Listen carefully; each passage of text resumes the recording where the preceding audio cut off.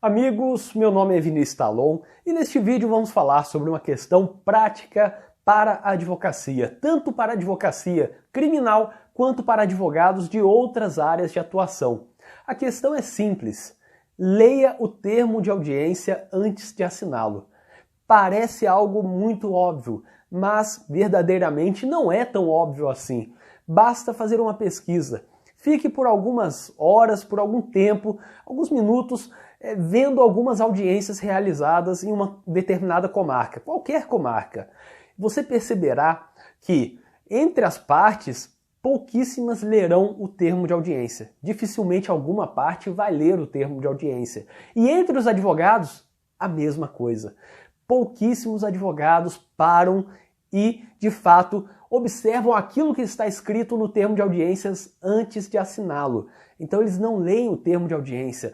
E isso ocorre basicamente porque durante a realização de audiências, o judiciário acaba marcando várias audiências em um curto período de tempo, como no caso do GCRIM, daquelas audiências da Lei Maria da Penha, que normalmente são marcadas a cada 5 ou 10 minutos.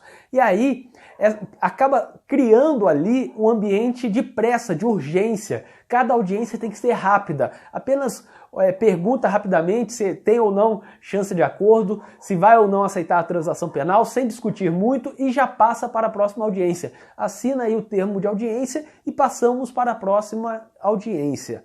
E essa urgência, essa celeridade que normalmente é imposta pelos juízes que marcam audiências em curto período de tempo, faz com que os advogados sintam essa urgência e nem leiam o termo de audiência. Isso é algo prejudicial, porque aquilo que fica documentado no termo de audiência acaba valendo, preponderando em relação aos fatos.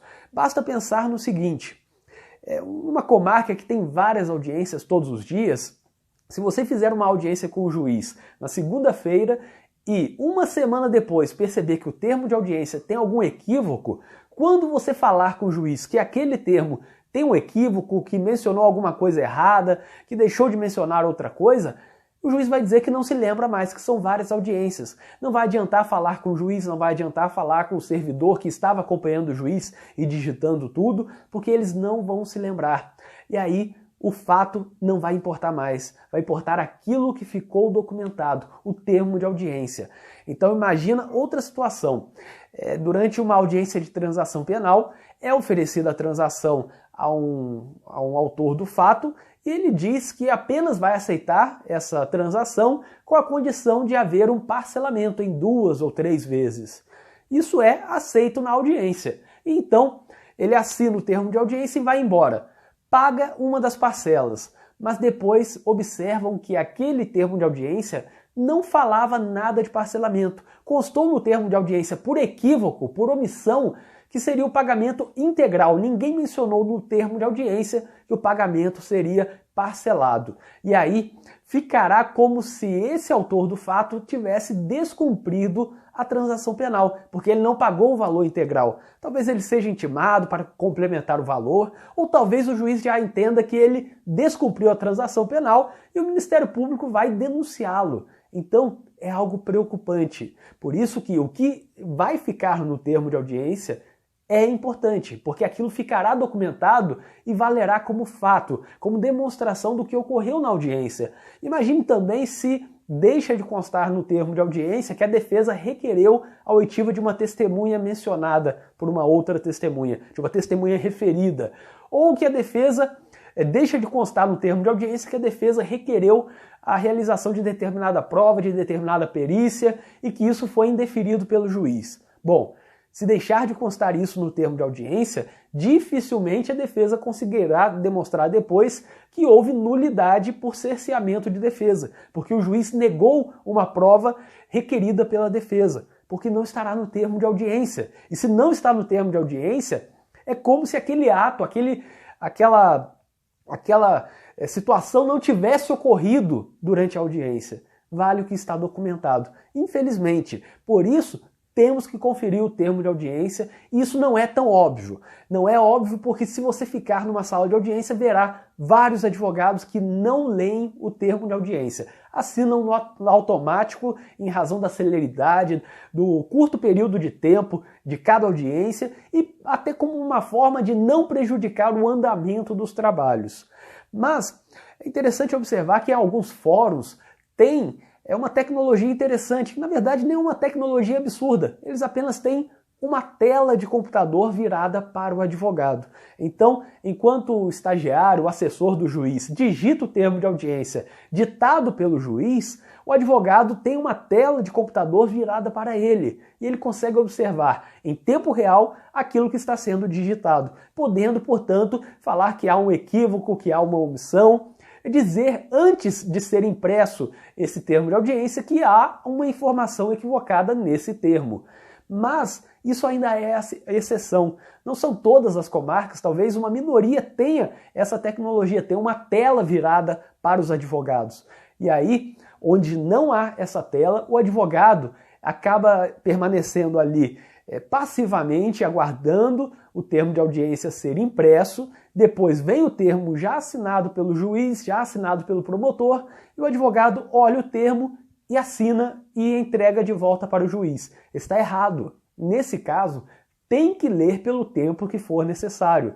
O advogado terá que ler aquele termo de audiência antes de assinar. Se houver alguma informação equivocada, mencionar ao juiz que deve ser corrigido aquele termo de audiência naquele momento, para que não haja equívoco, para que não tenha o risco de que posteriormente aquele termo de audiência, aquela omissão no termo de audiência, gere uma consequência negativa para o cliente desse advogado. Então, sempre, se não há uma tela para que possa conferir o que está sendo digitado no termo de audiência, leia pelo tempo necessário. Você, advogado, você, advogada, leia pelo tempo necessário. Não interessa se isso vai atrasar a pauta do juiz. Não se assina um termo de audiência sem ler aquilo que está escrito nele. E se houver alguma omissão, se houver alguma informação equivocada, diga ao juiz que deve ser corrigido naquele momento. O termo não pode permanecer com aquela omissão ou com aquela expressão equivocada. E se o juiz reclamar, provavelmente haverá juízes que reclamarão sobre o atraso na pauta de audiências. Eu sugiro que vocês digam a esse juiz que a culpa é dele. Ninguém mandou marcar audiências, pressupondo que os advogados não participariam ativamente do ato, que não leriam o termo de audiência, que não tentariam instruir o cliente da melhor forma possível durante o ato, porque é, infelizmente, uma realidade no país. Muitos juízes deixam de tratar cada caso como se fosse realmente um caso concreto, como se houvesse realmente uma pessoa ali interessada naquele fato. E aí tratam cada processo como se fosse um conjunto de folhas A4 que não tem nenhuma pessoa por trás. Está errado. Nós, advogados, devemos saber que há pessoas ali e não apenas folhas A4, que há pessoas por trás daquele processo, muitas pessoas.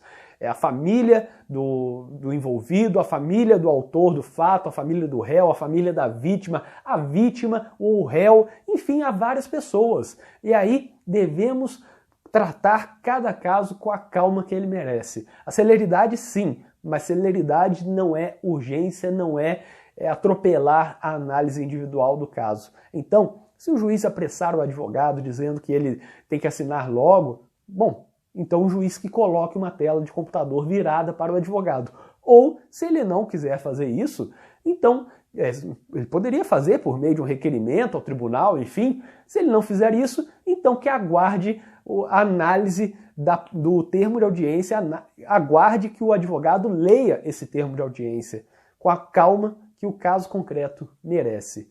Eu espero que vocês tenham gostado deste vídeo. Inscrevam-se aqui no canal, ativem as notificações, porque assim vocês saberão sempre que for lançado um vídeo novo aqui no canal. Eu tenho um projeto de lançar um vídeo novo por dia aqui no canal do YouTube, falando sobre direito penal, processo penal, execução penal, constitucional, direitos humanos, enfim, vamos falar sobre advocacia, como neste vídeo, questões práticas, indicações de livros e outras coisas. Então, inscreva-se aqui no canal, ative as notificações e até o próximo vídeo.